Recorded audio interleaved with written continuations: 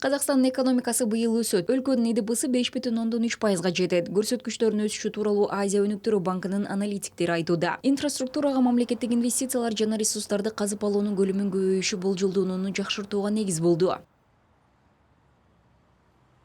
Прогноз был повышен ввиду роста добычи нефти. Бул жылдоо өндүрүштүн, мунай өндүрүшүнүн өсүшүнө байланыштуу тагыраак айтканда 2 орунду сандарга чейин жогорулады. Ошондой эле кайра иштетүүчү капиталга инвестициялардын жана курулуш секторунун инвестицияларынын өсүшү да себеп болду. Кийинки жылы Казакстандын экономикалык өсүшү АКШ президентинин администрациясы жарыялаган тарифтерден улам келип чыккан глобалдык өзгөрүүлөргө ыңгайлашуудан улам бир аз басаңдашы күтүлүүдө. Ошондуктан дүйнөлүк экономиканын жалпы басаңдашы орун алышы мүмкүн. Бул дагы Казакстандын экономикасына таасирин тийгизет. Экономики, что также повлияет на экономику Казахстана.